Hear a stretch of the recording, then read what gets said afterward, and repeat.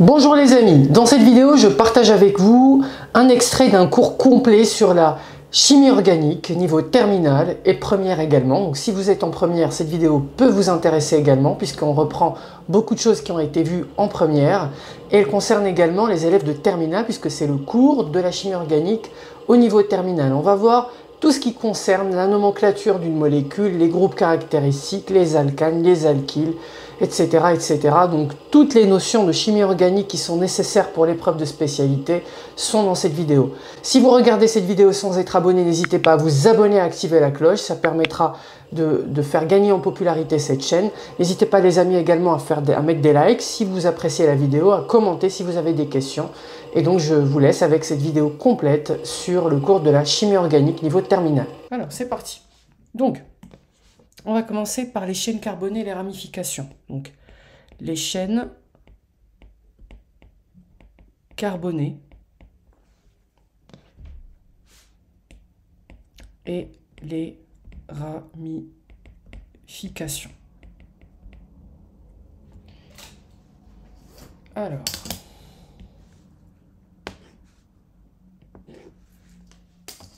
donc, on va commencer par ce qu'on appelle les chaînes carbonées saturées.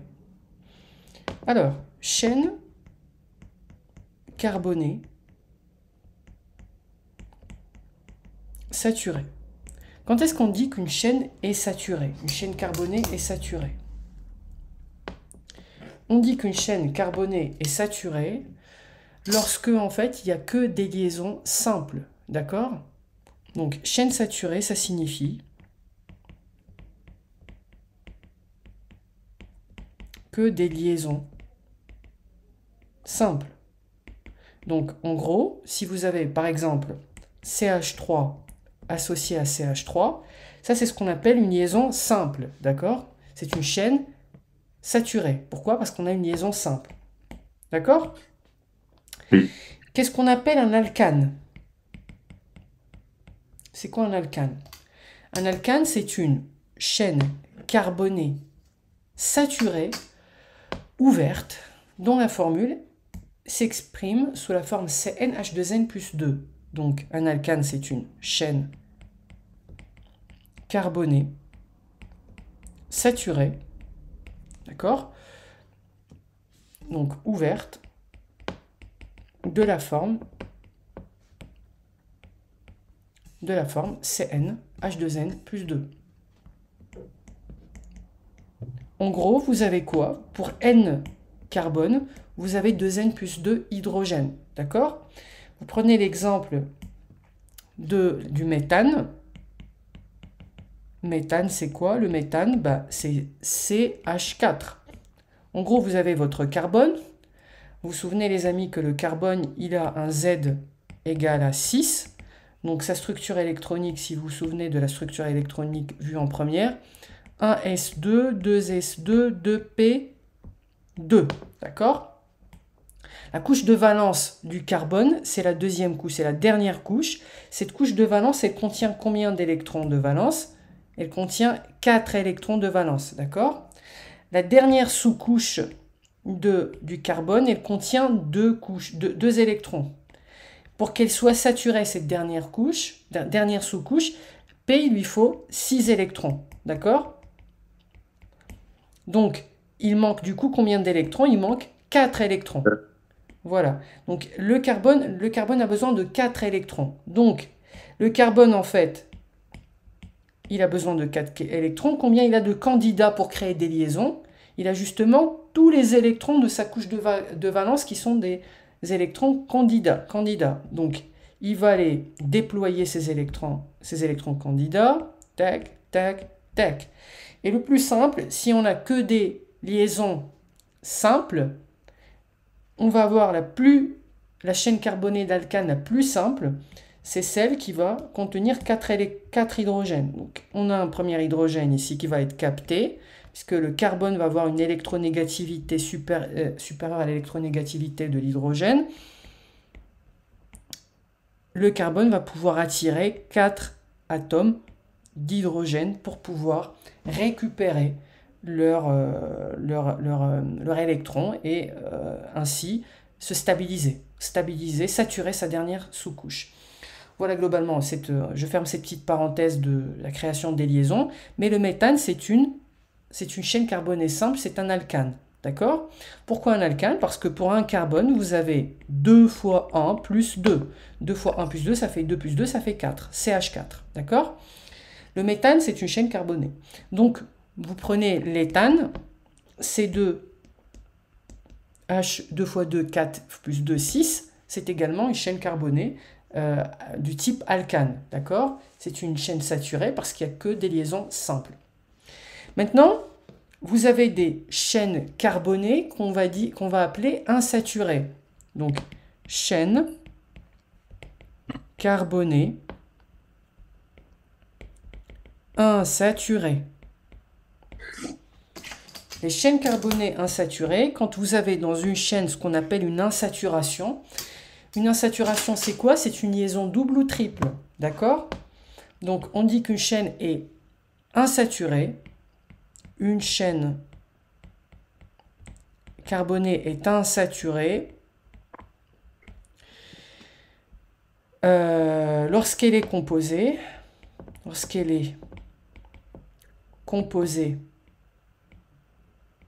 d'atomes de carbone,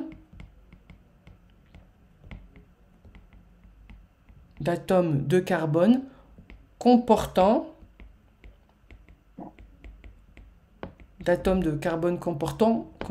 au moins un carbone,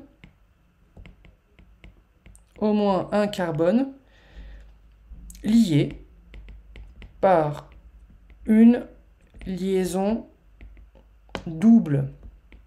Alors évidemment, au triple, bien sûr. C'est possible, au triple. D'accord? Cette liaison double ou triple qu'on va appeler insaturation. Exemple. Si vous prenez pour exemple l'éthène, d'accord?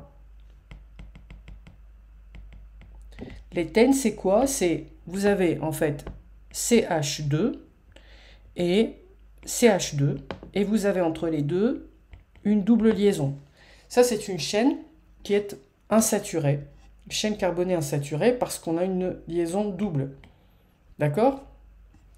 Alors, tout à l'heure, on a vu les alcanes. Les alcanes, c'est l'exemple le plus simple d'une chaîne carbonée saturée. Pour une chaîne carbonée insaturée, on va prendre l'exemple des alcènes. Ok? C'est quoi un alcène? Un alcène est une chaîne insaturée, ouverte,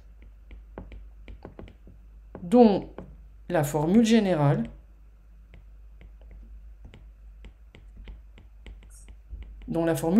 s'écrit CN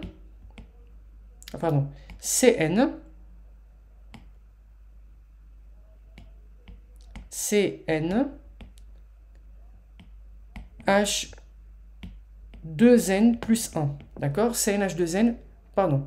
Qu'est-ce que je raconte? CnH2N plutôt. D'accord? CnH2N. Exemple. Tout à l'heure, on a vu l'éthène. On peut voir, je sais pas moi, le propène. Exemple, si vous prenez C3H6, si on veut représenter C3H6, vous avez carbone, carbone, carbone. Au bout d'un moment, vous avez une liaison double, par exemple, CH2, CH, CH3. D'accord? Donc ça, c'est un alcène.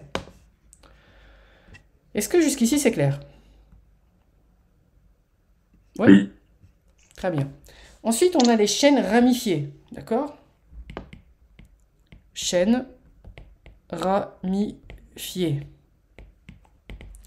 C'est quoi les chaînes ramifiées? Une chaîne ramifiée, c'est quoi? C'est une chaîne qui est carbonée, évidemment,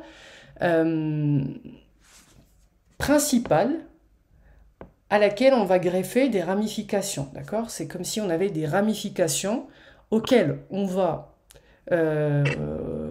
ramifications on va associer ou greffer soit des groupes fonctionnels, ce qu'on va appeler des groupes fonctionnels, ou bien des groupements alkyles. Donc, une chaîne ramifiée, c'est une chaîne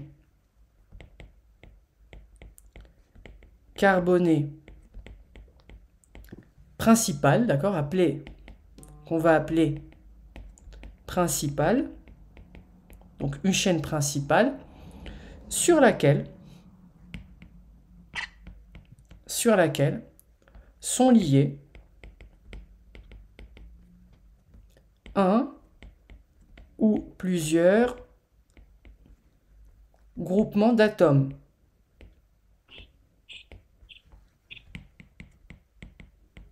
D'accord?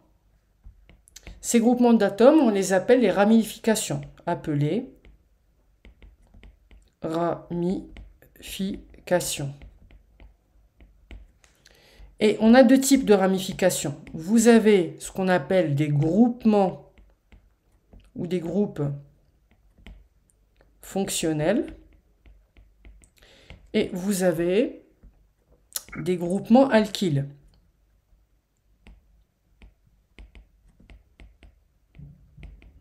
D'accord? Alors, on va commencer par parler des groupements alkyles, parce que c'est plus simple. Groupement alkyle. C'est quoi un groupement alkyle? Un groupement alkyle, c'est un alkane qui a perdu un atome d'hydrogène. Un alkane qui a perdu un atome d'hydrogène. D'accord? Pour se ramifier à une chaîne principale.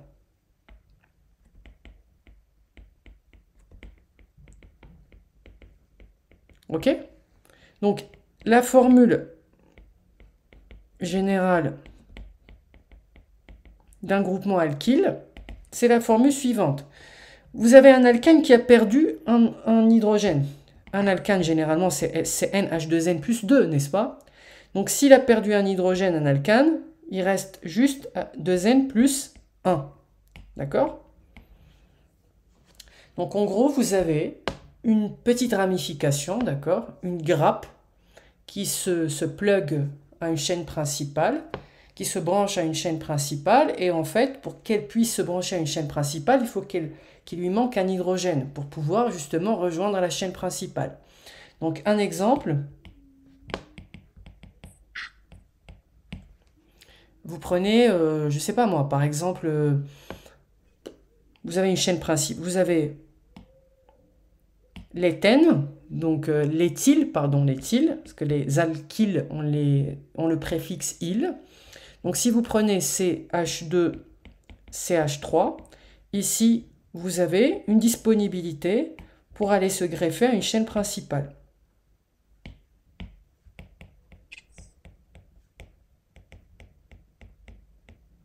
D'accord?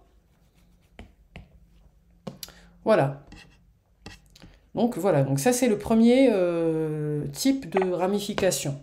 C'est simplement une succession de carbone et d'hydrogène, donc c'est une chaîne comme tout à l'heure, qui juste a perdu un hydrogène pour pouvoir rejoindre une chaîne plus importante, ce qu'on appelle la chaîne principale. Et ça, c'est ce qu'on appelle un groupement alkyle, ou un groupement alkyle. Ensuite, vous avez ce qu'on appelle les groupes fonctionnels, d'accord? C'est quoi un groupe fonctionnel? Alors, un groupe fonctionnel, en fait, c'est un groupe d'atomes ayant une réactivité caractéristique, c'est-à-dire qu'ils vont avoir des propriétés caractéristiques similaires. Globalement, vous allez avoir les alcools qui vont avoir un comportement similaire ou des caractéristiques similaires. Donc, le groupe fonctionnel, donc c'est un groupe d'atomes ayant une réactivité particulière ou caractéristique. Une réactivité caractéristique. Et similaire, d'accord, quel que soit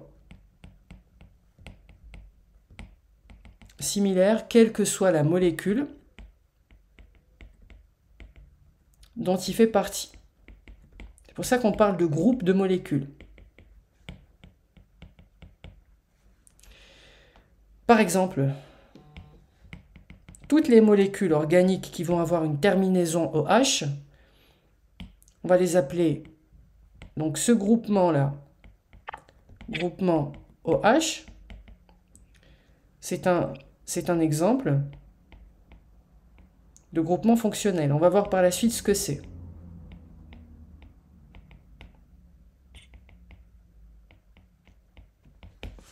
Ensuite, on va parler de famille. Alors, avant de parler des familles, on va parler des nomenclatures.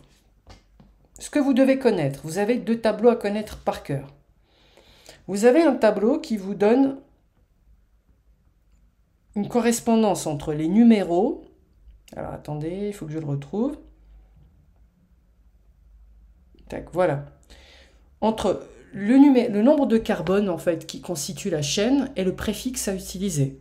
Donc, vous avez met pour 1, et pour 2, prop pour 3, but pour 4, pent pour 5, hex hexagonal, donc hex pour 6, hept pour 7, oct, non et dec pour 10. D'accord? Par exemple, pour des alcanes, méthane, éthane, propane, butane, pentane, hexane, heptane, octane, nonane, décane. D'accord?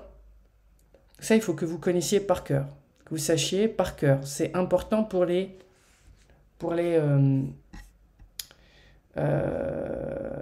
nomenclatures. Ok?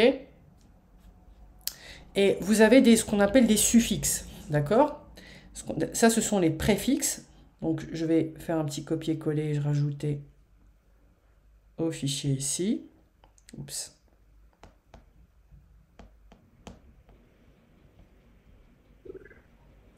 Ce sont les préfixes. Et les suffixes, notamment, par exemple, pour les chaînes carbonées les plus simples, donc pour les alcanes, ça se termine avec -ane, d'accord? Pour les alcènes, ça se termine avec -n, d'accord? Par exemple, propane, butane, heptène, hexène, d'accord? Voilà, donc ça c'est pour la nomenclature des chaînes carbonées, on va dire, des chaînes carbonées saturées ou insaturées. Maintenant, pour les groupements alkyles, ça se termine avec il, d'accord? Alkyle, je vais rajouter ici il à la fin, d'accord? Il. Et en fait, vous devez connaître justement les groupes fonctionnels. Les groupes fonctionnels, c'est du par cœur.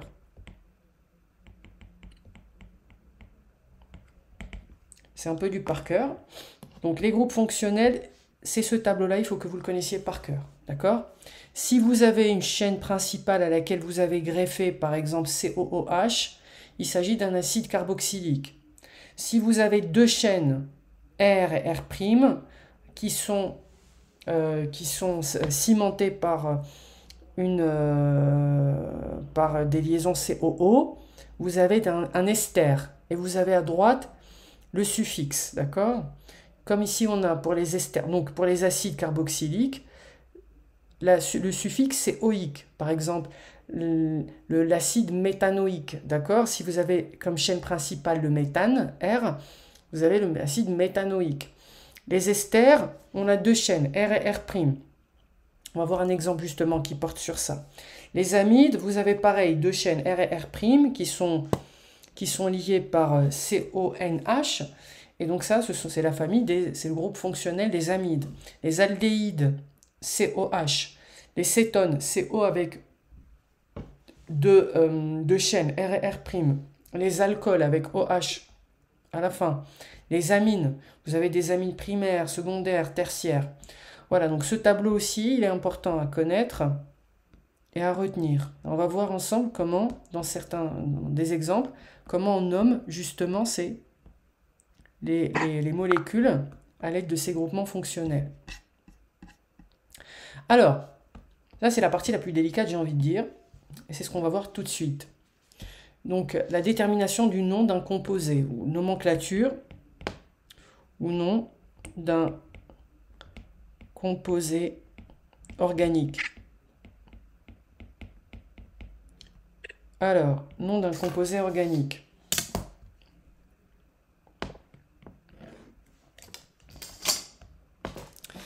Alors, je vais vous donner tout de suite, alors plutôt que de m'appesantir sur les différentes parties, je vais vous donner globalement la règle générale. Et après, on va voir des exemples, d'accord? Alors, je vais écrire des choses, peut-être que là, ça ne va pas vous parler, mais dans les exemples, on va revenir sur cette formule et vous allez tout comprendre. On va commencer, donc il y a deux parties. Donc un composé organique, il peut être un composé, il peut être composé d'un alkyle, d'un groupement alkyle, plus d'un groupe fonctionnel, d'accord? Pour la partie alkyle, vous avez l'indice du carbone, préfixe des ramifications, et je vais vous montrer justement comment on détermine comment on numérote la chaîne principale. Ne vous inquiétez pas. Ramification. On va rajouter la chaîne principale ici.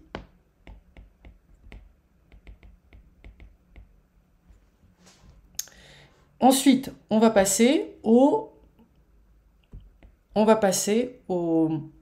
groupe fonctionnel. On va prendre indice du carbone.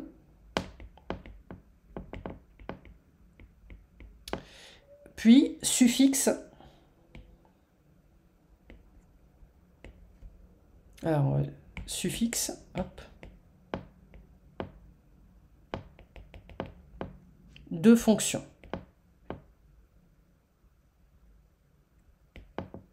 Voilà. Ok. Bon. Sans doute c'est du chinois pour vous si vous n'avez pas vu le cours encore. Mais je vous rassure, c'est pas compliqué. Prenons cet exemple. Prenons cet exemple simple. Si vous avez, disons, 1, 2, 3, 4 carbones, ok? Le plus simple.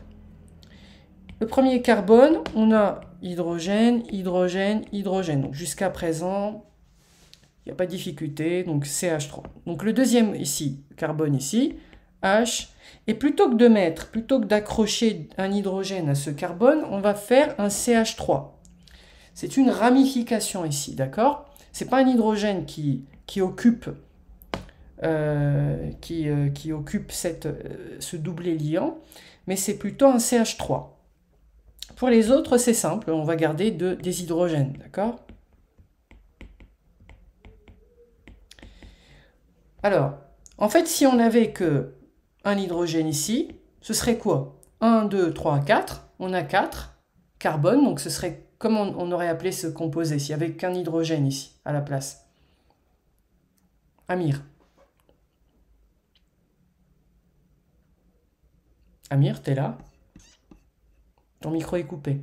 Ah, pardon. Oui, je disais, il y a 4 carbones, Donc, c'est butane. c'est un butane, effectivement. Pourquoi ane à la fin? Parce que c'est un alcane, n'est-ce pas?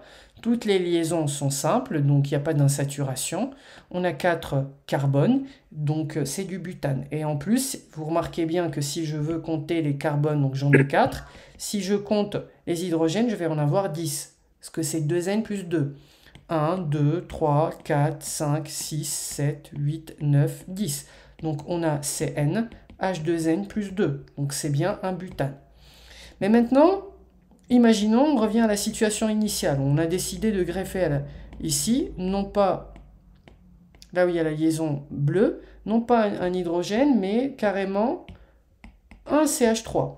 Donc c'est un CH3, c'est un méthyle. Ok. Méthyle. Donc là, ça devient différent. Donc là, on est dans la partie alcane. Donc alcane, c'est cette première partie. Pour nommer un alcane, donc là on a un alcane en fait. Pour nommer un alcane, qu'est-ce qu'on doit faire? On doit définir l'indice du carbone. Mais c'est quoi ce carbone-là? C'est le carbone qui porte la ramification, d'accord? Un indice, ça veut dire un numéro, un ordre. Donc ça veut dire qu'il y a un ordre. Mais comment je peux établir cet ordre? Je peux numéroter soit en partant de gauche vers la droite, ou en partant de droite à gauche. D'accord? De la droite vers la gauche. Alors, la numérotation qu'on choisit, l'ordre qu'on choisit, consiste à faire porter la ramification par l'indice du carbone le plus petit. D'accord? Parce que ici, c'est soit le carbone qui porte, donc c'est bien ce carbone-là qui porte la ramification, soit il a le numéro 2 ou le numéro 3, si je commence à compter de droite à gauche. D'accord? Donc il faut faire porter ce carbone le plus petit indice. Donc le plus petit indice à porter, c'est 2. D'accord? Donc ça veut dire qu'il faut que je compte de gauche à droite. 1, 2, 3, 4. C'est clair ou pas? Donc l'indice du carbone qui porte la ramification, je l'écris en premier, 2. Ce que j'ai écrit ici. Ok. Ensuite, il faut chercher le préfixe des ramifications. D'accord? C'est quoi la ramification ici qu'on a? C'est le CH3. Exactement, c'est du méthyle. D'accord? Du méthyle, pourquoi? Parce que c'est 1. 1, c'est meth. D'accord? Donc 2 méthyle. Ok. 2 méthyle. Ensuite, donc là, on a fait l'indice, on a fait le préfixe. Ensuite, c'est quoi la chaîne principale? Il y a combien de carbone? C'est du butane. Exactement. Donc, on a du butane. Méthyle, butane. Donc, 2 méthyle, butane. Clair ou pas? Oui. Ok, très bien. On va voir un autre exemple. On va progressivement augmenter le niveau de difficulté. Donc maintenant, imaginons, on n'a pas du 2-méthylbutane, on va prendre exactement la même situation. On va avoir un carbone, un carbone, un carbone, un carbone, 4 carbones. Et donc ici, bon, ce que je vais faire, c'est que là, j'ai H, H. Donc je ne vais pas greffer à la chaîne un groupement alkyle, mais un groupe fonctionnel. Disons par exemple, plutôt que d'avoir un H ici, je vais prendre un OH. Et tout le reste, ça va être des hydrogènes. Ok? Hydrogène, hydrogène, hydrogène, hydrogène, hydrogène. Donc pareil. Donc ici, attention par contre. Ici, on n'a pas, ça n'est pas un alkyle. Ça n'est pas un groupement alkyle. C'est un groupe fonctionnel, n'est-ce pas? Parce que ce qui a été greffé ici, c'est un groupe fonctionnel, OH. D'ailleurs, c'est quoi le groupe OH, le groupe fonctionnel OH? C'est l'alcool. Voilà, c'est un alcool. Très bien. Donc, bien. C'est un alcool. Bon, petit bug. Hop. Donc, c'est un alcool. Ok. Donc, on a un alcool. Donc, un alcool, donc ça veut dire quoi? C'est la deuxième règle qui s'applique, en fait. Donc là, c'est pour les groupes fonctionnels. Alors, pour les groupes fonctionnels, je ne commence pas par l'indice du carbone, machin truc, là. C'est butane de Hall. Voilà, on commence par la chaîne principale. Donc, hop, la chaîne principale ici, c'est du butane. Mais c'est pas butane anode? Voilà. Ah oui, un Hall. Alors, n'essayez pas d'anticiper, on va expliquer la règle. Donc, effectivement, butane. Donc ici, on commence par la formule, butane. L'indice du carbone qui porte le butane, effectivement, ici, c'est 1, bien. Je ne sais plus qui m'avait dit butane à Hall, mais c'est le... Donc, soit j'écris butane 1, et donc le suffixe du groupe fonctionnel, donc chaîne carbonée, indice du carbone, suffixe. Donc, on peut écrire butane 1 Hall. D'accord? Donc, butane 1 Hall. Si vous écrivez butane 1 Hall, vous avez tous vos points, il n'y a pas de problème. Quelquefois, dans des exercices, quand c'est 1, on écrit juste Hall. D'accord? Quand c'est 1, on peut écrire juste butanol. D'accord? Les deux sont justes. Donc vous avez tous les deux raison. Soit vous faites butane 1 Hall, ou vous faites butanol, c'est la même chose. Quand c'est 1, on écrit Hall directement, sans l'écrire. Mais je recommande quand même de respecter la règle. Hein. On va pas faire d'improvisation le jour du bac. Écrivez butane 1 Hall. C'est juste. D'accord? Ok. Cas plus compliqué maintenant. Imaginez, vous avez carbone, carbone, carbone, carbone. Comme tout à l'heure, 4 carbones. Vous avez une chaîne principale. Je vais mettre hydrogène. Je vais mettre hydrogène, je vais mettre un hydrogène, je vais mettre un hydrogène, je vais mettre un hydrogène, je vais mettre un hydrogène, et là je suis un petit peu taquin, je vais vous mettre pas un hydrogène, mais CH3, comme tout à l'heure. Et en plus, je vais lier tout ça avec une autre chaîne. Donc, à l'aide de cette liaison, ici, alors je vais prendre une autre couleur, peut-être de l'orange ou celle-ci si j'aime bien. Donc, hop, double liaison avec oxygène, une liaison avec oxygène, et je plug à une autre chaîne, donc où j'ai 2 carbones, et bon, le reste c'est des hydrogènes. Hop, hop, hop, hop, hop. Oula! C'est tout de suite plus compliqué. C'est compliqué, hein? C'est compliqué. Mais Ouais. bon, ici j'ai comme si j'avais une chaîne R, CO, O, avec une chaîne R', ou l'inverse. Déjà, j'ai un groupe fonctionnel qui fait le pont entre les deux chaînes, R et R', d'accord? Ce groupe fonctionnel, c'est lequel? Ester. Et la réponse est... Oui, ester. Bravo. Donc c'est un ester. Ok. Très bien. C'est un ester.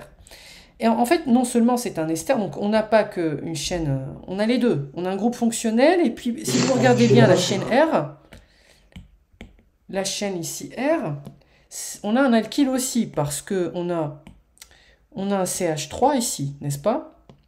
Donc en fait, vous allez combiner l'écriture des deux. Ok? Donc, maintenant, je vais commencer par me concentrer sur la chaîne où j'ai mon alkyle. D'accord? Concentrons-nous sur cette chaîne-là. Ok. L'alkyle, qu'est-ce qu'on doit faire pour le nommer? On doit chercher l'indice du carbone qui porte la ramification. Donc ça signifie qu'on doit numéroter la chaîne, n'est-ce pas? On doit numéroter la chaîne. Et la règle de numérotation de la chaîne veut que le numéro le plus petit doit être porté par la ramification. En fait, en d'autres termes, si je numérote dans les deux sens, il faut retenir la numérotation qui donne à la ramification le plus petit indice. Dans ce cas, je numérote de gauche à droite ou de droite à gauche? Droite à gauche. De droite à gauche. Donc 1, 2, 3, 4. Très bien. Donc le numéro du carbone qui porte la ramification, c'est 2, n'est-ce pas? Et 2. Ensuite, le préfixe de la ramification, n'est-ce pas? C'est lequel? Méthyle. C'est du méthyle. Ok, pas de difficulté, c'est du méthyle. Ok, ensuite, qu'est-ce qu'on fait? On compte le nombre de carbone. Voilà, on compte le nombre de carbone de la chaîne. J'en ai combien? 4, donc du coup c'est J'en ai du quatre. butanoate. Alors, attends, on va pas aller vite en besogne, juste butane. D'accord? On va faire étape par étape. Butane. Ok, j'ai fini avec R. Prenons maintenant cette chaîne-là, d'accord? Cette chaîne, il n'y a pas de difficulté. Enfin, c'est une chaîne entre guillemets normale, puisqu'on n'a pas de ramification avec un groupe fonctionnel en plus ou avec un alkyle. Donc, cette chaîne, elle contient 2 carbones, n'est-ce pas? Donc, c'est quoi? Et. Et.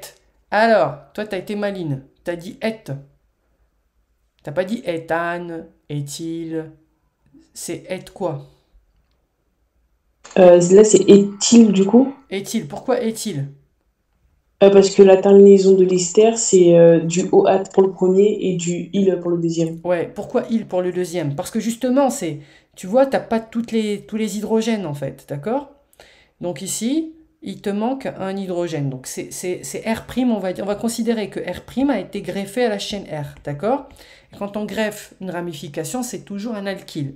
Donc c'est un éthyle, d'accord? Éthyle, voilà. Et en fait, pour faire le lien entre les deux, j'ai le groupe fonctionnel ester. Et pour nommer les esters, nom de la chaîne R, nom de la chaîne R', et donc OAT 2, je mets au milieu. Donc 2-méthylbutanoate d'éthyle. Oula. Donc, malheureusement, j'ai perdu les couleurs. Butanoate. Alors, oh, bug encore. Hop.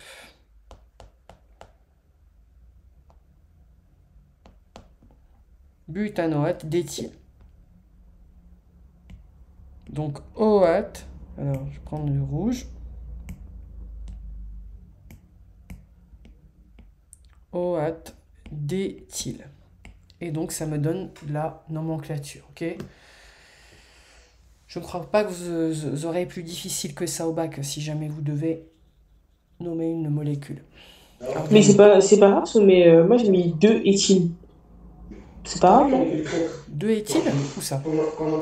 2 méthyle? Non, c'est que moi j'ai mis, juste pour être sûr, j'ai mis 2 éthyle. Ah, 2 éthyle? Oui, Ouais, DE. en français, quand on a deux Oui. voyelles qui se suivent, on fait apostrophe. Donc, Ok, ok. 2-méthylbutanoate d'éthyle. Mais au pire, c'est une faute d'orthographe, parce que je fais toujours ça, Ouais, pour être ouais, ouais, sûr. Ok. ouais. C'est clair, Amir? Oui. Bah voilà, donc ça c'est ce que vous devez retenir pour la partie chimie organique de terminale. Alors, il y a deux, trois petits trucs que je n'ai pas évoqués ici, mais des trucs de première que vous devez retenir. Mais globalement, si vous connaissez ça, vous connaissez tout sur la chimie organique.